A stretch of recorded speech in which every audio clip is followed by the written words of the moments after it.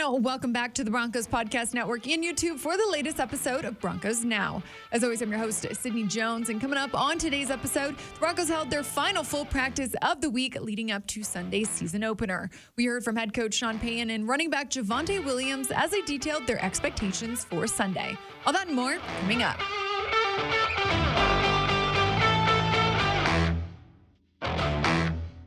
Today was the final full day of practice here at Centura Health Training Center as the Broncos look ahead to their season opener. The Denver Broncos are set to face the Las Vegas Raiders for an AFC West showdown. Today we heard from head coach Sean Payton as he discussed overall how the week of practice went. It's our first game week collectively as a group. We'll get inside some more, weather form like this, but I thought overall we did a good job with the schedule. And head coach Sean Payton said he's looking forward to seeing where this team is at on Sunday. You're anxious as a coach to see what you have. Usually in the first 4 weeks you get an idea of where you're at. I've said this before, there's a race to improve every team, immediately, who's getting better. But I don't think it feels any different than any of the other week ones that I've been a part of. I think you're anxious, there's new players. You're anxious to see where your team's at.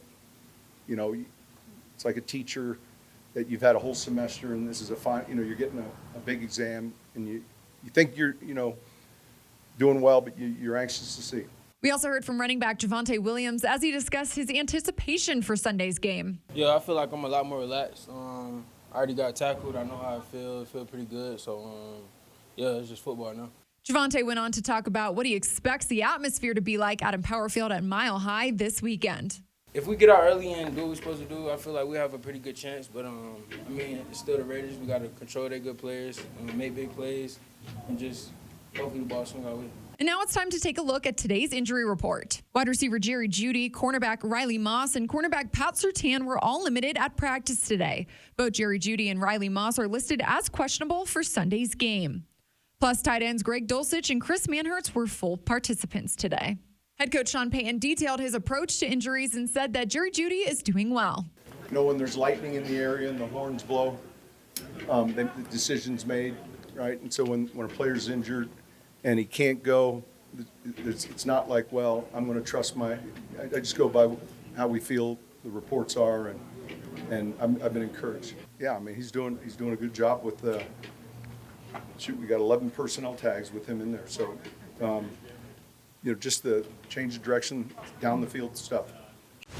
Now joining me here inside the Broncos podcast studio for a game preview is Broncos lead writer Eric Dalala. Eric, thanks for joining me this week. First game preview of the season. Yeah, so the regular season is finally here. It is 2 days away. 2 days out now. We're excited. It feels like it's been a long time coming, going all the way back to, I even think beyond when Sean Payton got hired, but when a coaching change was made last season, you knew things were going to be different. You knew it was going to feel different in 2023. And for months now, we've wondered what's it going to be like when we get to the regular season. We're very close, finally. Yeah, it's interesting to hear, head coach Sean Payton, he said it a couple times this week, talk about, the anxieties leading up to week one and how all coaches, feel that way, kind of not knowing what their team's going to look like out there. Yeah, it's interesting. One thing that you sometimes hear with coaches on Friday is like, oh, the hay's in the barn. Right. We just have to, one final walkthrough, but we're ready to go for these guys. We're all set. That the preparation's been done. Now it's time to handle it. That's not really what Sean Payton said on Friday. Yeah. He was like, no, we've still got a walkthrough on Saturday. I've still got time to watch film on these guys. Still got time to watch film on the Broncos. He's still got an opportunity to find that little tiny edge that could make the difference in winning or losing a football game. And he said in his career, there's things that come up during a Saturday walkthrough or a Friday night when he's watching film that shift the outcome of a game, which, Sid, as we know, 1 or 2 games here or there, both in the standings and from a momentum standpoint, can be really critical in how a season turns out. And so that caught my attention a little bit just because it was different than what you hear from some coaches where, hey, we're ready to go, time to play. Right. No, there's still work to be done before the Broncos get to kickoff at 2:25 Mountain Time on Sunday. Yeah. Eric, we just looked at the injury report, and of course, Jerry Jeudy, he was listed as questionable. He was limited at practice again. We'll get to that a little bit later on. But cornerback Pat Surtain, he was limited at practice with an ankle injury, was not designated, a game status. You think there's anything to worry about there? Well, if there was something serious, you'd think there would be a game status. Right. So more likely, because there's no game status, means he's good to go for the game. More likely just tweaked something or, felt a little soreness. I don't want to speculate too much, but those things happen from time to time where a guy will get added to the injury report. You are supposed to report everything. Little injury that pops up. And so it doesn't necessarily mean that anything is serious. And again, limited just means that you didn't take every single snap. So could have, had to get retaped and missed a few snaps. Again, we don't want to speculate there. But valid point. If it were something to worry about, I think he would have a game status assigned to him. Sounds like Pat Surtain's going to be out there. He's going to be playing. He's going to be covering Davante Adams. And no, I don't think it's anything to worry about. Yeah. Well, Eric, you mentioned it, the rematch of Pat Surtain versus Davante Adams. We've heard Pat talk about it on yesterday's show. Just what are your expectations for that out there on Sunday? Well, I think the important thing, Sydney, is one, can you stop the run? Because if you get in a situation where, and that's not just on Pat, obviously, but if you get in a situation where they can run the ball and you've got to bring guys down again and again, it opens up play action, and then you've got the one-on-ones, you've got time for the quarterback to throw, and that's when a guy like Davante Adams is going to do his damage. And so, one, you got to stop the run, and you've got to put them in clear passing situations. So instead of 3rd and 1, 3rd and 2, 3rd and 3, it's got to be 3rd and 6, 3rd and 7, 3rd and 8. We heard Vance Joseph talk about that, I think, after the Cardinals game, where he said, listen, there were too many 3rd and shorts. That's not good enough. I think the other thing I'll be watching for, I don't expect something like October, November, week 11 last year, where Davante obviously had a lot of success against Pat one-on-one, 2 touchdowns that Pat gave up. Yep. I don't think one-on-one that'll happen again. I think Pat, one, is too good of a player. Even though Davante Adams is really good, Pat's too good of a player. I'm sure he's motivated to play well. So I don't think one-on-one that's going to happen. Now, Davante's going to get his. He's going to get some catches. He's a good football player. But I don't think it's going to happen to that extent. So what I'll be watching, Sid, is closer to what happened last year in the first meeting in week 4, right? And what happened there was when Pat was on Davante, the Broncos had a lot of success defensively, and Davante, I think, had 4 or 5 catches, 40 to 50 yards. I mean, it was not an explosive performance. I think the issues there came from when they got Davante Adams matched up against somebody else. And what is Vance Joseph's plan? What is the Broncos' plan to make sure that it's not 3rd and 7, 3rd and 8, and boom, you get a favorable matchup with Davante on somebody else, and now it's a first down, and you should have been off the field. And so that's really the chess match to me. Is I think one-on-one Pat is going to be fine when he's matched up. Can you find a way to keep Pat in coverage on Davante at all times, if that's what your plan is? Or if your plan is to let other people cover Davante, then how do you do that in a more efficient way? Because obviously he went over 100 yards in that first game too. We look back at it as successful because Pat had a lot of success, but I think from a team standpoint, they weren't quite good enough in covering Davante. And so that's what I'll be looking at, is just, what is the plan here? Can you find a way to keep Pat on him at all times, or can you have a better plan if other guys have to line up against him? For sure. Eric, you mentioned, stopping the run game. Obviously, we know Raiders running back Josh Jacobs has found a lot of success against the Broncos in recent years. So what's going to be key for this defense to try and contain him? Yeah, I mean, Josh Jacobs, before last year, when obviously he led the league in rushing and was a really good player, he was kind of a guy that you wondered, hey, is he going to realize his potential? But he'd always realized it against the Broncos. I mean, this is a guy that averages over 120, I think, all-purpose yards against Denver, over a touchdown a game. I mean, he's consistently had over 100 yards, I think, in both games last year. I think so, too. Hasn't lost a game in his career versus the Broncos. Exactly. And so, for whatever reason, the Broncos' defensive scheme the last couple of years, it seemed like, though it was successful in a lot of other areas, maybe was a little bit susceptible to the run game, especially the way that he runs it hard, just right up the middle.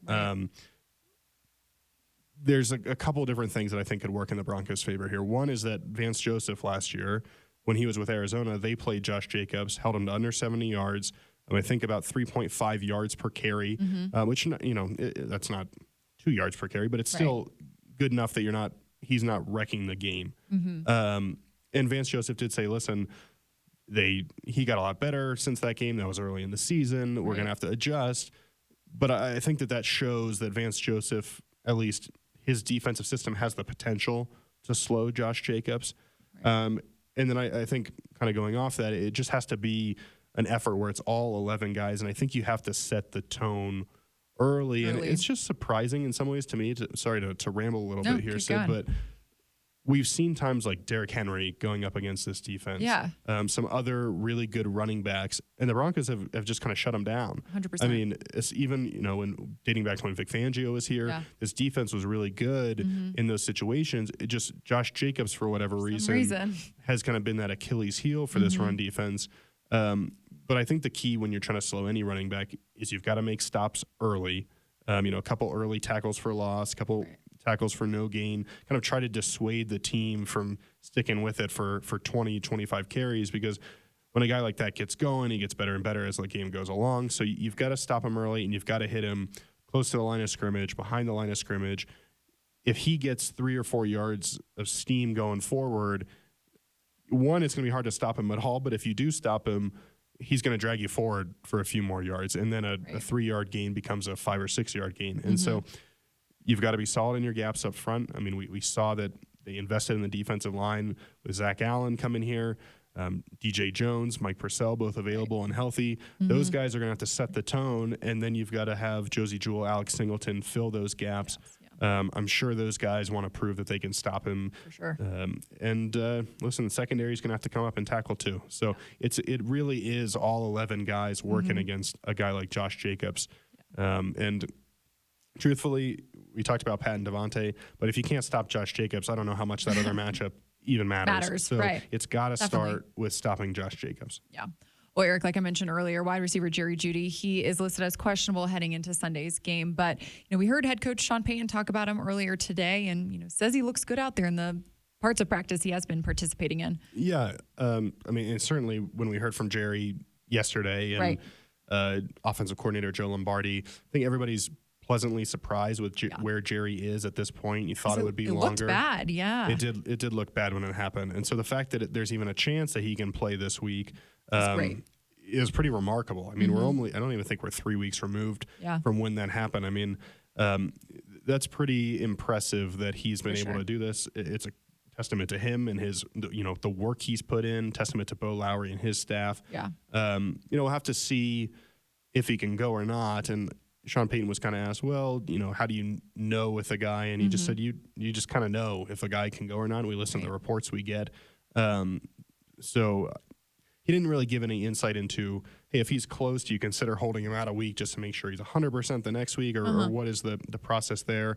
Sean Payton typically does not discuss injuries to that depth. Yeah. But Jerry Jeudy, I'll be interested to see if he plays. Certainly has done more this week than we might have expected. Coming in, I thought maybe he wouldn't practice the first couple days. Maybe he'd be limited late in the week, but limited every day this week. And certainly the Broncos are better if he's out there, but you got Cortland Sutton, you got Greg Dulcich, you got Marvin Mims. I mean, there's some options here if Jerry Jeudy can't go, or if he goes and just can't, isn't his normal self. Right. Encouraging at the very least, and as everybody has said, sooner rather than later, we'll see him back out there. Yeah. Eric, you mentioned Marvin Mims. I know head coach Sean Payton said earlier this week that he's going to have a role out there, not only as a returner, but also as a receiver. So, let's say Jerry doesn't play. How big of a game could this be for him? Yeah. I mean, I was asked, Sydney, by someone who works for the Raiders, who's the X factor this weekend. And I do think it's Marvin Mims. I think it starts special teams wise with decision making and, and mechanics, fielding punts, fielding kickoffs, where to catch them, and then making sure you catch them. As a rookie, that's a big job. It can be a turning point. But then as a receiver, we've seen his speed. And I think it was Joe Lombardi who said sometimes you see these receivers, they're fast for a second, and then they slow down. He's got that consistent speed. Right. And that's really impressive.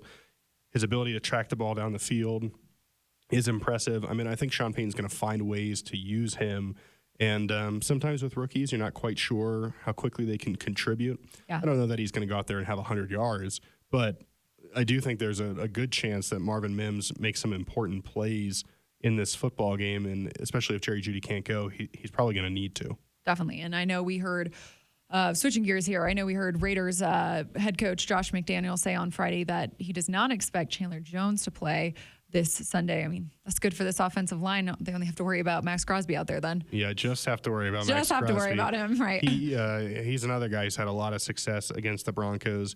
A big challenge for Mike McGlinchey in his first start in Denver. He kind of acknowledged, hey, when you come to the AFC West, you know some of these guys you're going to have to face, and a Crosby, a Bosa, those types of guys. Right. And so, it's on him and this offensive line to step up, to not let Max Crosby ruin the game. Just a relentless motor from that guy, and a player who can wreck the game on any snap. Sure. I would say, Sid, with Max Crosby, I wonder if Sean Payton's going to find a way to scheme things up or design plays or call plays where it neutralizes him a little bit. And that's just, I think Sean Payton has given the respect. Like, he's not going to take Crosby lightly or think, oh, we can beat this guy. Just, I would imagine, lining up and doing our thing. He knows how good of a player Max Crosby is. And I'm interested to see how that influences what the Broncos call. Is that, screens to that side to try to neutralize what he does? Is that runs away from him? Is it chipping him with somebody? Is it double teams? What is the answer there? But certainly I think when you have a play caller and a play designer like Sean Payton, it helps you when you have to account for a player like that on the other side of the ball. Definitely. Last one here for you, Eric. How important do you think this game is in terms of, one, breaking this 6-game losing streak versus the Raiders, 2, winning a divisional game early on in the season, and then, 3, setting the tone for the rest of the year? Yeah, I mean, I think obviously a win, you do all 3 of those, right? And I think setting the tone is important. I think helps people buy in, helps people believe. But I do think at the same time, as Sean Payton mentioned the other day, good teams start the season fast because they're good. And when you look at teams and say, oh, well, teams that made the playoffs last year were 10-4 in week 1 games. Well, it's because if you win football games, you're probably a good team. And so, teams that start 4-0. What a concept. Exactly. Teams that start 4-0 tend to make the playoffs a lot because you have to be a good football team to get to 4-0. And I think that win or lose, if Sean Payton believes in this team and what he's building, I think the Broncos will be okay. But obviously the desired outcome here is a win. I think it sets the tone. I think it sends a message that this is not kind of the way things have been here the last few years. Obviously, you want to beat the Raiders. You want to defend in Power Field at Mile High and enjoy that home field advantage. Right. And truthfully, so the way the AFC looks this year, it's going to be a fight. And so you've got to get wins every possible chance you can. And so, it might be less in my mind about, it's the Raiders or it's week 1 or whatever. It might just be, this is a good opportunity to get a win. And when we look up, 4 months from now, you're going to need a lot of those wins to get into the postseason. So, it would, I think more than winning, if you go out and if you went out and played a clean football game on offense and played well on defense and just had a strong performance, that would mean a lot just in terms of, hey, things are different now. For sure. Well, really good stuff this episode, Eric. Appreciate you coming on. Excited for Sunday. Yeah, Sid, can't wait. And Broncos fans, don't forget, Paramount Plus is your streaming home to catch every local NFL and CBS game this season. Visit ParamountPlus.com to start your free trial and stream Russell Wilson and the team as they're set to battle the league's best. Plus, get an all-access pass to 24/7 NFL content with CBS Sports HQ, Fantasy Football Today, NFL Slime Time, and more. And this year, Paramount Plus is your streaming destination for Super Bowl 58.